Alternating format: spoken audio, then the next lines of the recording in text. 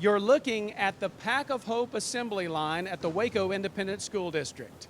Hello everyone, my name is Dale Caffey and welcome to this special report about the McLennan County Pack of Hope.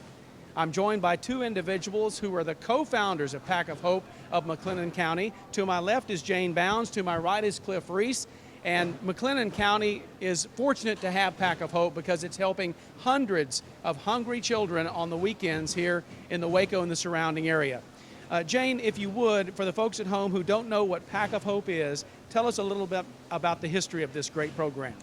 Well, a couple of years ago, Cliff and I were working on another project in our satellite office, which is now Starbucks. And when we got through, we were talking about the hunger that existed and what we could do to help our children. So from an idea on a napkin, we stand before you today feeding 601 children. We started with 200 last year this time, with 9 school districts out of the 18 in McLennan County. And today we have tripled our figures for the children. It's an outstanding program. It's benefiting not only the children of Waco Independent School District, but of surrounding districts, because behind me I see that the boxes that will go out to Axtell and to Mart and to China Spring, Robinson, and it's just a fantastic program. Talk a little bit about the need in McLennan County, though, because the statistics are somewhat staggering when you talk about hunger. Well, it is staggering. Last year, this time, there were over 25,600 children in McLennan County that lived on or below the poverty line. Already today, there's over 26,000 children. And McLennan County is far above or below the national rate for poverty. And it's just getting worse. And children, it's been proven, are better educated and are better students when they don't have to worry about where their next meal is going to come from. So the Pack of Hope is created to fill a gap on weekends and holidays during the academic school year. And already this year, this is our second week, and the feedback we've gotten from the schools about how excited the children are knowing that they were getting their first pack last week, it's really very exciting. Yeah, and we're talking about from the time they leave school on a Friday or really have their lunch on a Friday to the time they come back for breakfast on Monday. We worry about them because we know they're getting fed during the week. What we don't know is, are they getting nutrition on the weekends? Yes, that's true. They get a free breakfast. All children get a free breakfast. And then the children on the free and reduced lunch program get lunch. And so on the weekends, we hope that we fill the gap. We do know that the children get the food when they leave school. It's their food. What happens after that, that's up to the children. But we do know that we're feeding them to the bus or to the car. And so we don't worry about that part of it. Because that is our worry. We want them to be well fed on the weekend so they return Sunday morning ready to learn. And Cliff Reese, let's talk a little bit about your role in this too, because one of your roles is to take donations that people make to the Pack of Hope and turn it into food by making the orders. And as we saw in the assembly line and are seeing in the video of the assembly line, there's a lot of good nutritious food that's being offered in these packs. Yes, the whole goal is to provide them with a nutritious food that they can use into some kind of meals that can carry them over on Saturday and Sunday. What we do is we take cash donations, we take check donations. We have a Gmail address. We also have a website, packahope.org. And any of those sites, as well as a post office box 1545 that they can send donations to in the form of a check or whatever.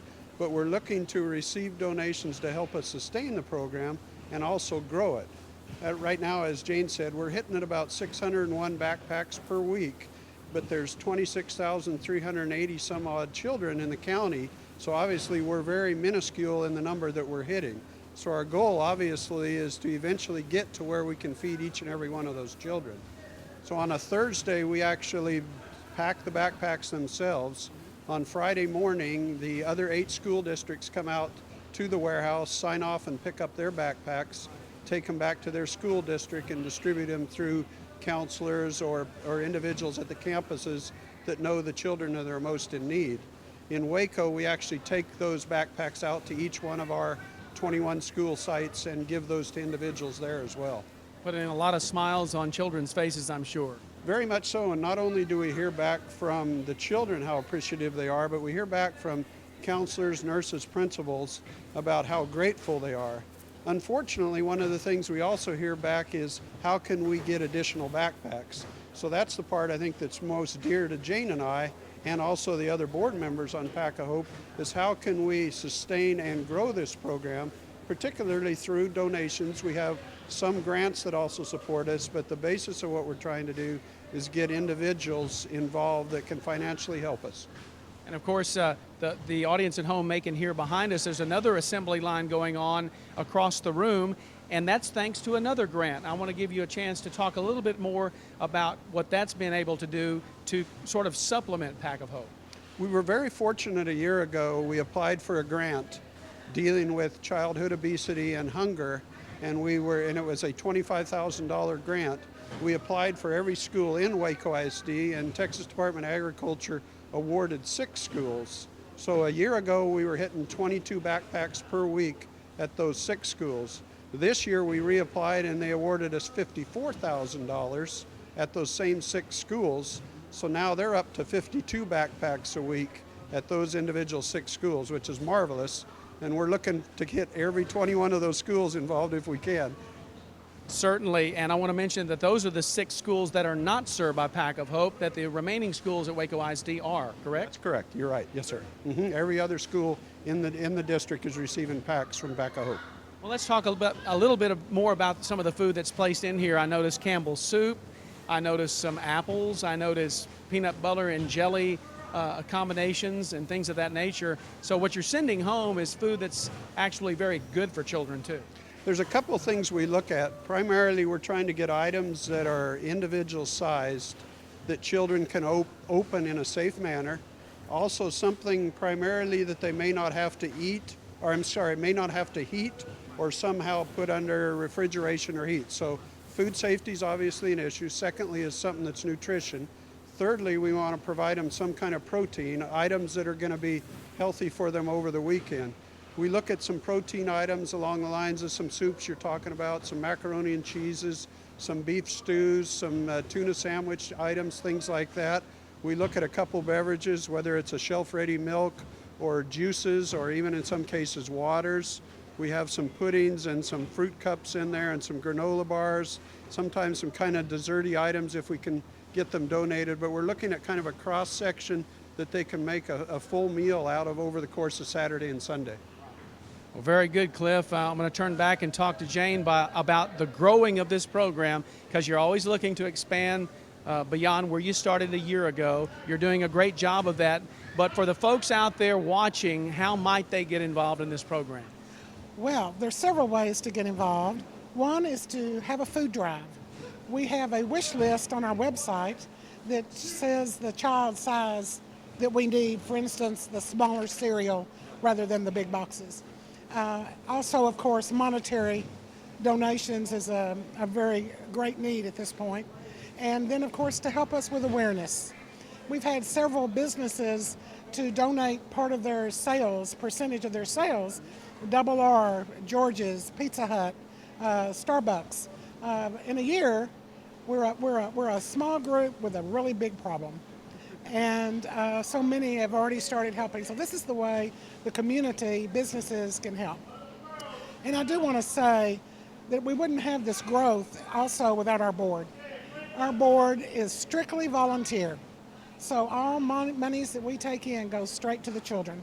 And we have educators, a lawyer, a CPA, a grant writer, nutritionist on our board. We have a wonderful volunteer board, and they deserve a lot of credit. Certainly, all of the volunteers deserve a lot of credit, and I want to credit you too, Jane, because and talk about your passion for this program, because this is something you don't have to do. You're in your retirement years. You could be enjoying your retirement, and I'm certain that you are, but you're also still in tune with the community and trying to help people. Well, my history, of course, is PTA. And being kind of put out to pasture with that a little bit and trying to bring new families in. When Cliff and I started talking about this, it's just a passion that I have to see these children struggling and to know that they're not being fed is beyond me. How we can't take and help these children. They are our future. and it's up to us, I think, to take care of them and do what we can to help them. Jane Bounds, thank you for what you do. Thank you for the Pack of Hope and the entire committee. We thank you, Dale. Okay, and same to you, Cliff. Congratulations on a job well done, and best of luck as you continue and Jane continues to grow this program. We appreciate that. Thank you. Thanks for your help. You bet. It's the Pack of Hope of McLennan County. It's a growing program, and it's doing our children a great service at the Waco Independent School District and beyond. This is Dale Caffey. Thank you for joining us on WISD TV.